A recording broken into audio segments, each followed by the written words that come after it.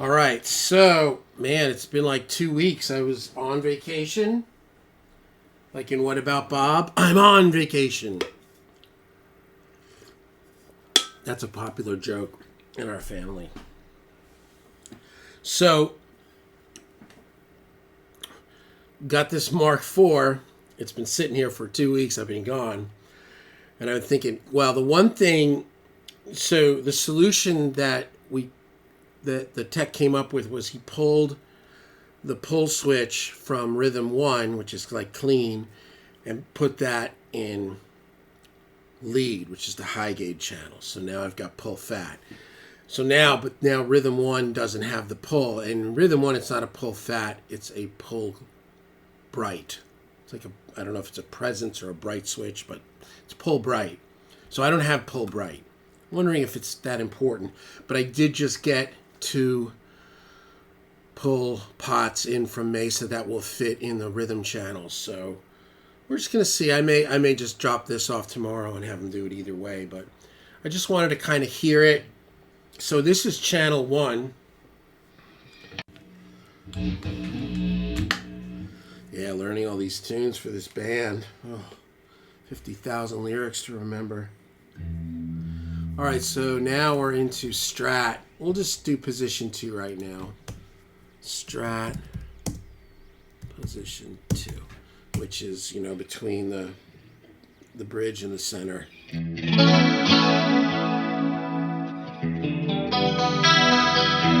More the classic sound for this type of thing. So we're just going to stay with this.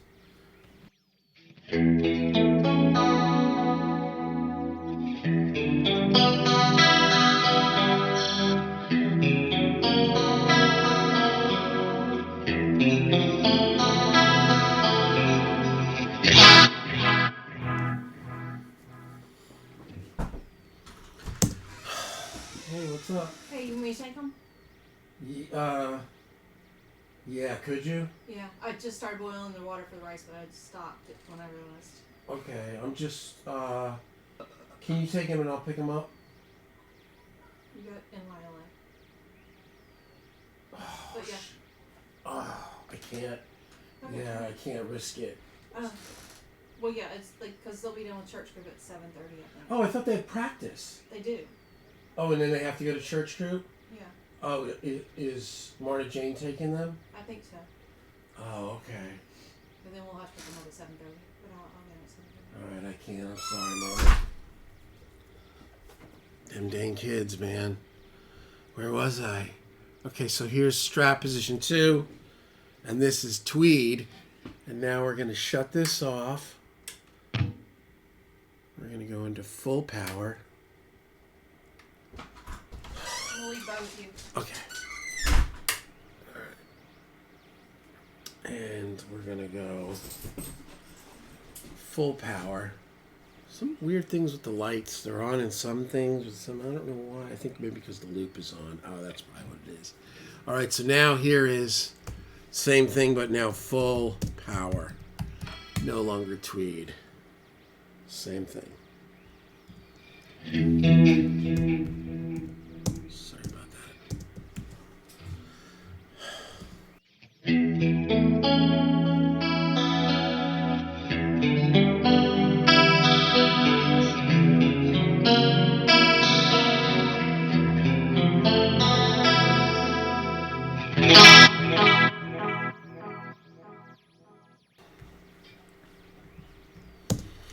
All right. It's kind of learning. So here's the Strat with Tweed.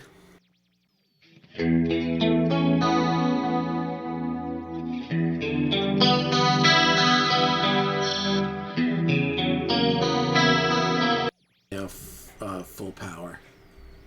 Oh. Full power. What am I doing? Full power.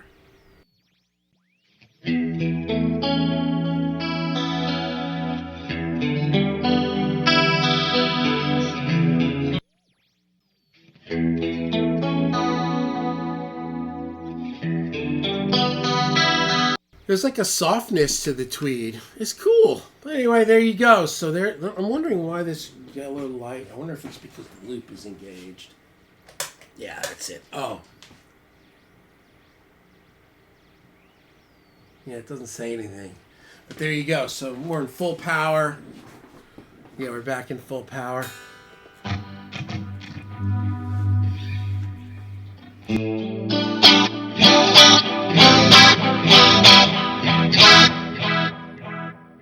This. You know what? I'm going to try one more thing.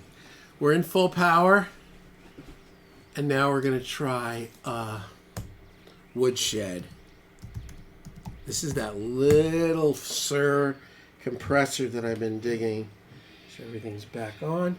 Right.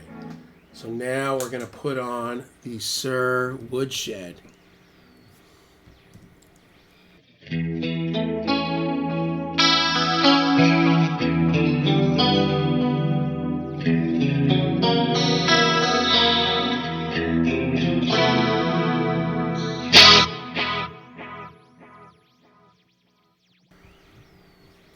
So here's full power, regular. And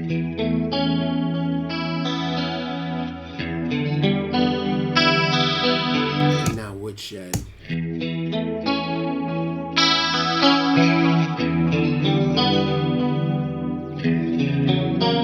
Yeah, you're getting more into that hysteria area. And I mean, I'm barely tapping this woodshed. You know, I've been, you know, you hear so many of these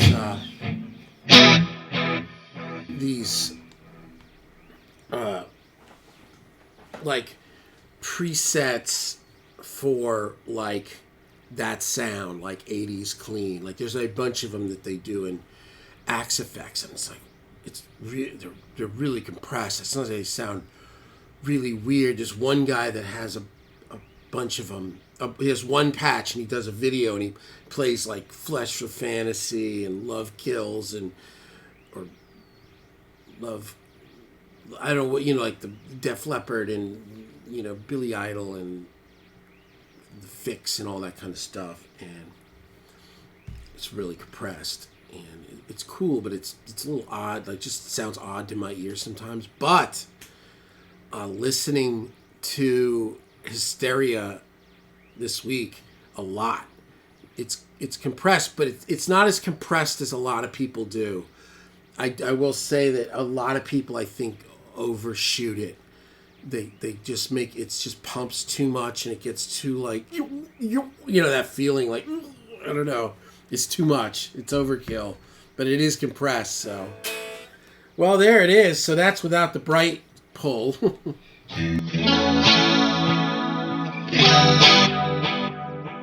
I'll have him put it in because I bought the things and then I'll have everything. I don't know how useful, you know.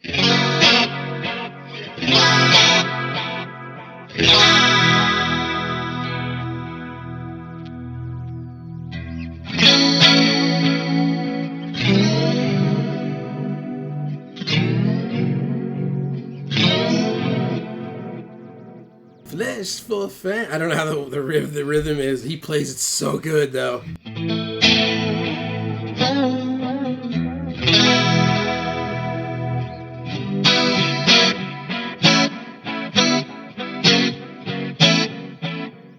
So that's with Mobius and Timeline and Big Sky in the Loop and just woodshed. EQ.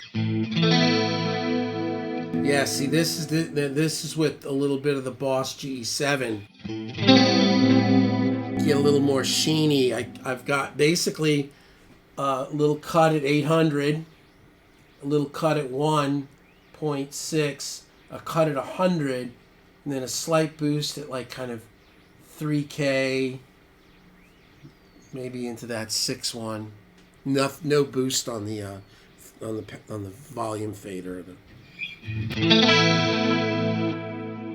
Take the EQ off. The EQ's nice. So this is basically a graphic now before the amp.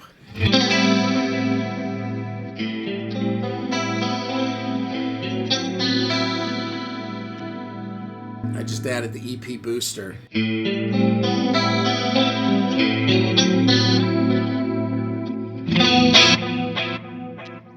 without the EP booster. This is nice. So this is now with the GE7, kind of similar to the EQ curve on the amp, but it's first, and it's going from the GE7 into the woodshed. Just gonna record a second of this. So this is GE7 into woodshed. This is gonna be it. And this is in position 4 between the bridge, or between the neck and the center.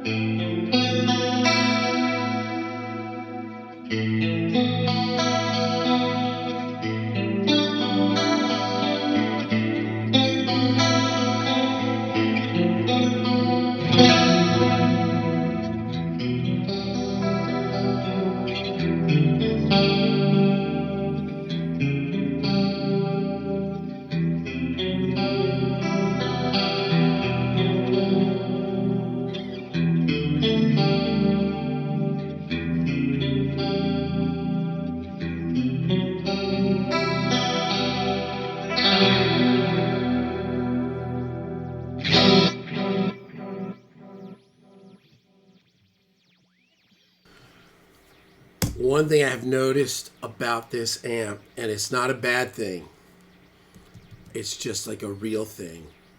You got to have your chops together. I will tell you that. In my opinion, you got to, if you really want this to sound right and feel right, you got to be playing dead on. It's, like, remember, I don't know, years ago you go to Guitar Center and like you plug into some Line 6 thing and it had all this delays and all this stuff and everything you did just sounded the same almost. If you played great, it sounded the way it sounded. If you played bad, it sounded the way, it sounded the same. And, you could kind of get by wanking and be all right. But even like, just like the articulation of how your fingers move, like you got to be very careful of squeaking. And it's really sensitive. Like there were times where I was really backing off the pick and the volume just went whoop, and then when I'd hit it harder, it would come way up, even with the compressor on there. So there you go. So there's the full clean position 4 on the Strat with the GE7 and the woodshed.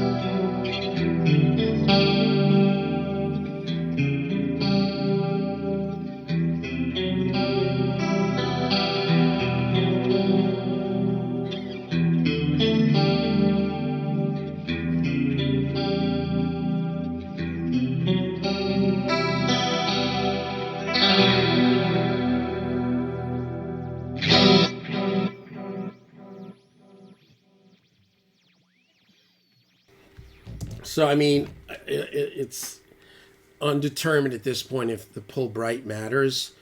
Like that to me is, I almost would back off a little at the top end for me personally, with the way I was playing.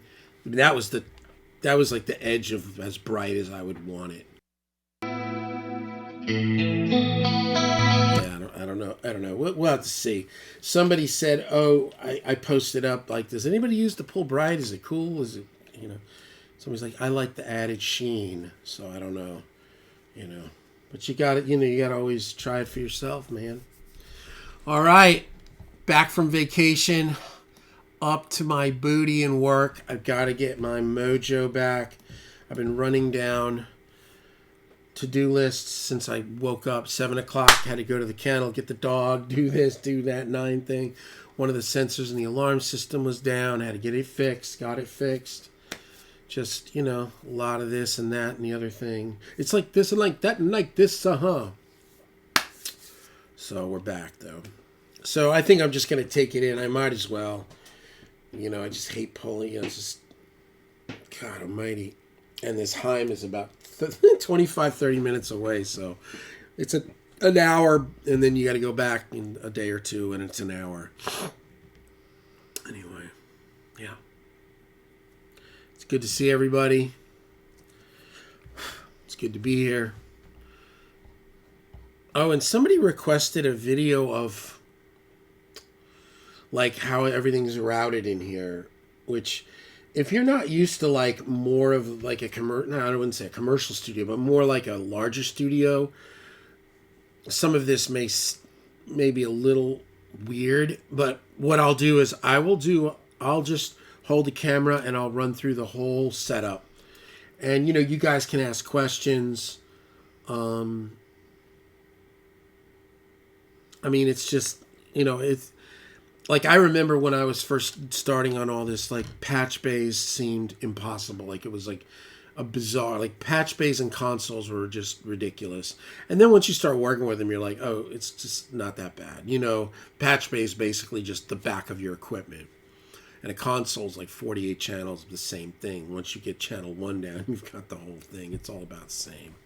But it can be daunting when you just like look at it, especially for me that like didn't go to school for this and didn't, intern under somebody at a big studio. Like I immediately, my introduction into this was as an independent, which, I mean, it's cool. I mean, sometimes, there's things that probably my career could have been helped along by working under somebody, but it just wasn't in the cards. It wasn't, I just ended up being independent, and because I'm good, I'm good at getting clients, so I didn't need anybody. I didn't need anything. So, but the downside is that I didn't get to parlay anything off of anybody else, really. It was just really been on my own, standing on my own 2 feet with the whole thing. So, I guess it all has its ups and downs, but, yeah. So there you have it.